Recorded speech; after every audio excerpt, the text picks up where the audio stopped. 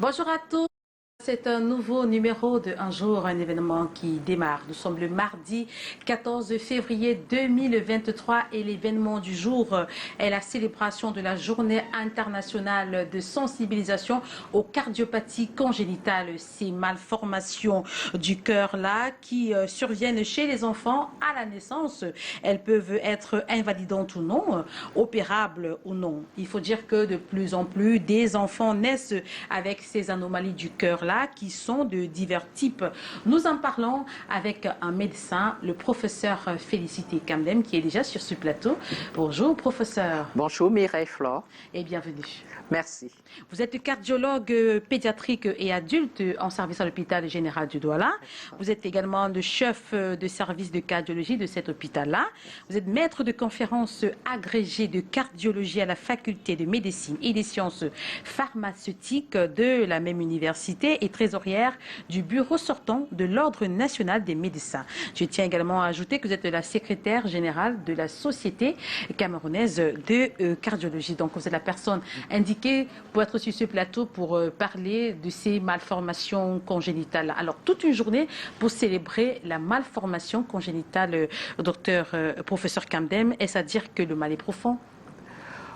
Merci Mireille Flore. Et effectivement, le mal est profond parce que les cardiopathies congénitales se définissent comme étant des maladies cardiaques ou des affections cardiaques présentes à la naissance, dont l'enfant naît avec sa malformation, contrairement aux autres affections cardiaques qui sont acquises, c'est-à-dire la malformation survient après la naissance.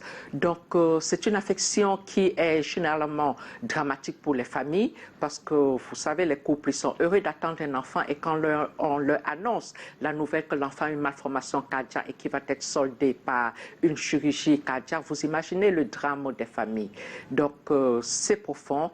Et c'est généralement dramatique pour les familles. Mais cependant, ce sont des affections dont le diagnostic est réalisable et le traitement est effectué généralement sanctionné par une chirurgie. Alors, parlons du Cameroun. Est-ce que la prévalence inquiète aujourd'hui? Est-ce qu'on peut avoir les chiffres? Peut-être concernant uniquement votre service de cardiologie du côté de l'hôpital général. Au Cameroun, nous avons les statistiques, mais de façon globale, il faut savoir que ces cardiopathies congénitales ne sont pas héréditaires, elles ne sont pas génétiques. Héréditaire veut dire que les parents transmettent la maladie à leur enfant. Génétique, c'est-à-dire que la maladie est inscrite dans le génome, dans le chromosome de l'enfant. Ce n'est pas le cas.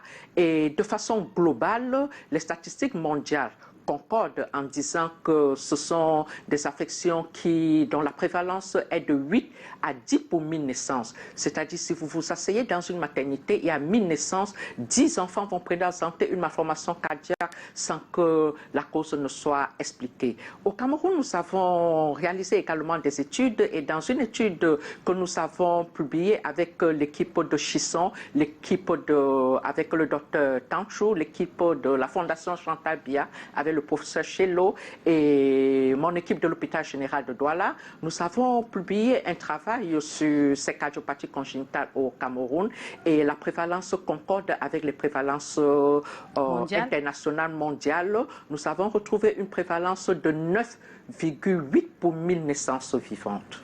Alors généralement, lorsqu'on a ces cas-là, est-ce qu'on réussit souvent à venir à bout? Ce qui nous amène à parler des différents types de cardiopathies, parce qu'à chaque type correspond une prise en charge particulière. Effectivement, il faut que le diagnostic soit fait. Et dans ces cardiopathies congénitales, il faut savoir que généralement, le tiers de ces enfants, 30% de ces enfants vont mourir avant l'âge de 1 mois. Et 30% de ces enfants vont être opérés à l'âge d'adulte et seulement 10% peuvent évoluer sans une intervention chirurgicale.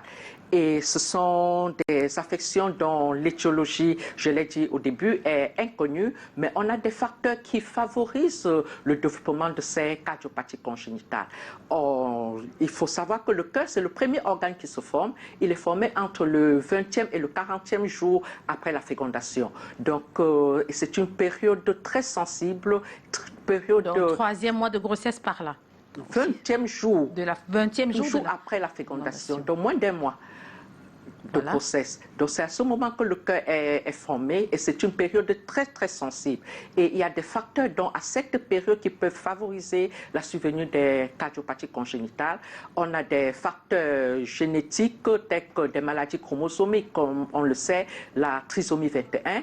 On sait que 50% des trisomies 21 vont présenter une malformation cardiaque, mais on a également des facteurs environnementaux tels que les irradiations par des rayons X. C'est pour ça qu'on dit lorsque les femmes sont en début de grossesse, il faut éviter de faire des radiographies avec irradiation parce que ça peut être des facteurs favorisants de malformations cardiaques. Et on a les infections telles que la rubéole chez la mère qui peut être à l'origine des malformations cardiaques et également les femmes alcooliques. L'alcool va favoriser le développement des malformations cardiaques. C'est pour ça qu'on dit aux jeunes femmes, lorsque vous voulez faire des bébés en bonne santé, il ne faut pas fumer, il ne faut pas prendre de l'alcool, il ne faut pas se droguer.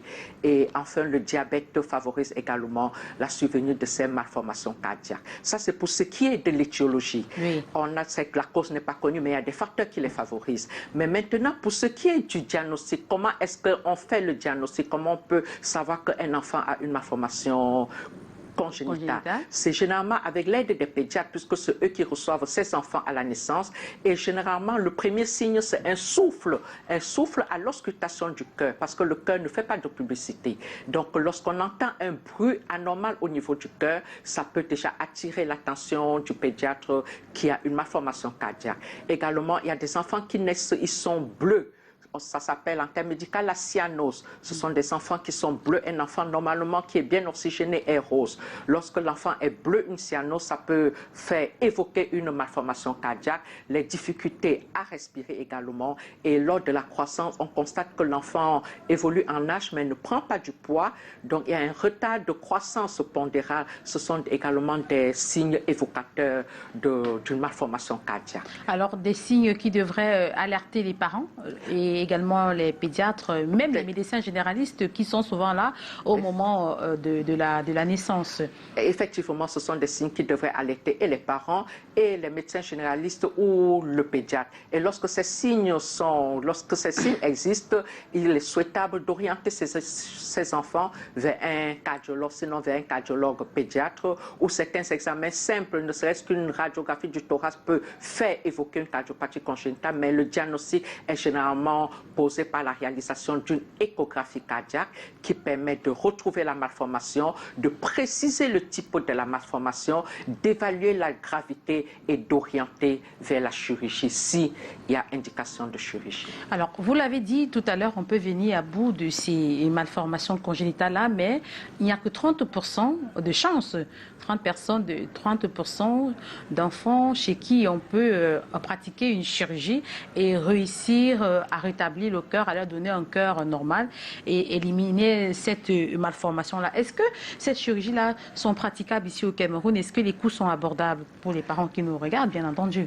Oui, Lynn-Flore, cette chirurgie est praticable au Cameroun. Et je vais rappeler que dans notre contexte, généralement, le diagnostic est assez tardif. Et je l'ai dit, 30% de ces enfants vont mourir avant l'âge de 1 mois. Donc parfois, le diagnostic n'est pas réalisé. Et dans nos études, 30% vont pouvoir être opérés avant l'adolescence. La chirurgie est réalisable. Au Cameroun, il existe des centres de chirurgie cardiaque.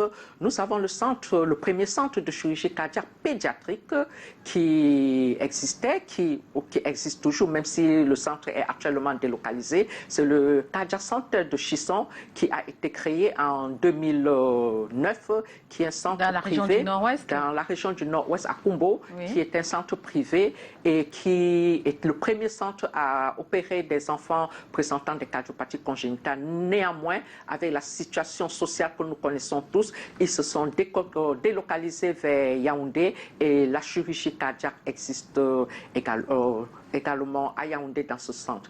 Et à l'hôpital général de Douala, nous avons commencé la chirurgie cardiaque en 2012 et nous arrivons à opérer des adolescents présentant ces malformations cardiaques congénitales depuis 2012. Donc, nous sommes à notre 10e ou 11e année de chirurgie cardiaque à l'hôpital général. Alors, les coûts, est-ce que les coûts sont abordables si on a un enfant qui souffre de cardiopathie? Est-ce que, et quand on vient d'une famille modeste, est-ce qu'on pourra payer les coûts liés à cette chirurgie-là? Et effectivement, les coûts sont abordables. Les coûts restent des coûts humanitaires pour ce qui est de l'hôpital général de Douala. Je me souviens au centre cardiaque de Chisson pour corriger une malformation congénitale simple, parce qu'il faut savoir que dans les malformations congénitales, il y a la classification. Il y a des malformations congénitales simples pour lesquelles la chirurgie permet de donner la guérison, mais il y a des malformations congénitales assez complexes pour lesquelles on est parfois amené à faire des traitements palliatifs, c'est-à-dire permettre que la vie se poursuive sans qu'il y ait possibilité de correction définitive.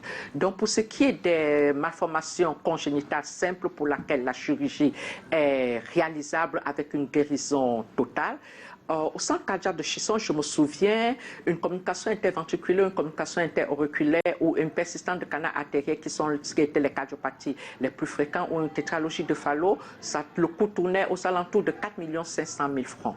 Et nous, 4 500 francs 4 500 000 francs CFA. Et c'est encore des prix, je pense, des prix des religieux. C'est des prix, je dirais, humanitaires. Parce qu'en Europe, une chirurgie cardiaque, c'est 30 000 euros. 30 000 euros, c'est-à-dire 20 millions de francs CFA. Donc, à Chisson, ça restait encore des prix humanitaires. À l'hôpital général de Douala, c'est cardiopathie congénitale simple, parce que les cardiopathies congénitales complexes nécessitent un plateau technique et une équipe chirurgicale assez entraînée. Mais les simples, nous les réalisons à l'hôpital général de Douala à 1 500 000 francs. Vous voyez que ce sont des coûts humanitaires, parce que c'est une action qui est réalisée avec nos partenaires belges qui viennent dans le cadre humanitaire réaliser ce type d'activité.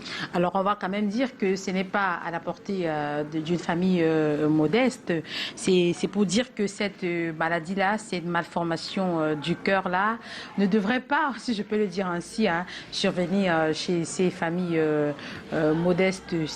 Alors pour terminer, professeur Kamdem, que direz-vous aux parents qui nous regardent en ce moment? D'abord les parents qui ont des enfants qui souffrent de ces malformations-là, et les parents enceintes, des femmes enceintes ou des parents qui attendent un enfant. Pour les parents qui ont des enfants chez qui on a déjà posé le diagnostic de cardiopathie congénitale, je leur dirais, ce n'est pas une fatalité, et je conseillerais de ne pas faire du shopping médical comme certaines personnes pensent, en allant de médecin en médecin en espérant trouver une solution. Il existe des médecins, des cardiologues spécialisés ou des pédiatres spécialisés dans la prise en charge de ces enfants. Il y en a à l'hôpital général de Douala, il y en a à Yaoundé à la fondation Chantal Biya, qui soient orientés vers ces médecins qui vont les aider dans la prise en charge, ne serait que déjà la prise en charge médicale pour éviter des décompensations qui vont évoluer vers la mort précoce de ces enfants.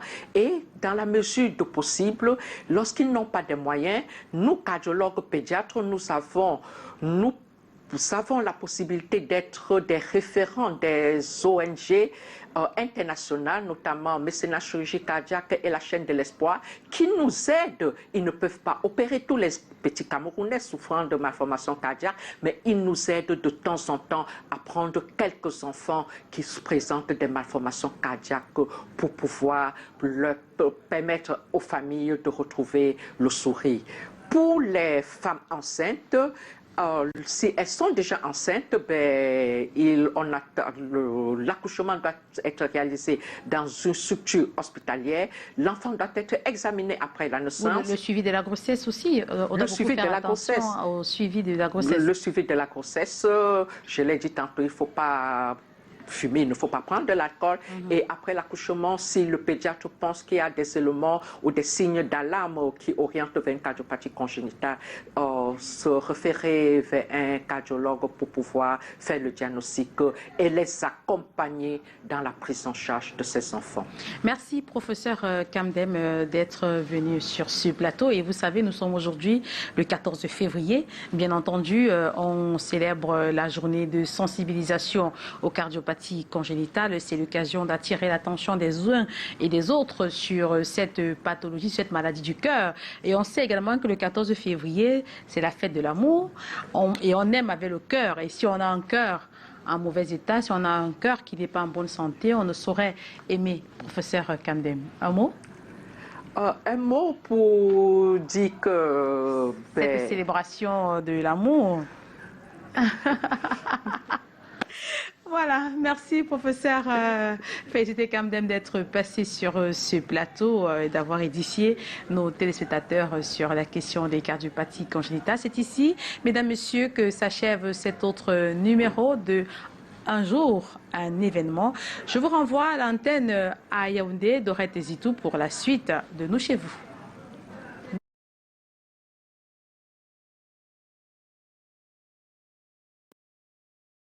Merci beaucoup Mireille. On aurait également souhaité d'avoir une déclaration d'amour venant de toi, si on aimerait bien. Je ne sais pas si c'est encore possible, mais bon, on te remercie pour ce magnifique thème, comprendre la carte.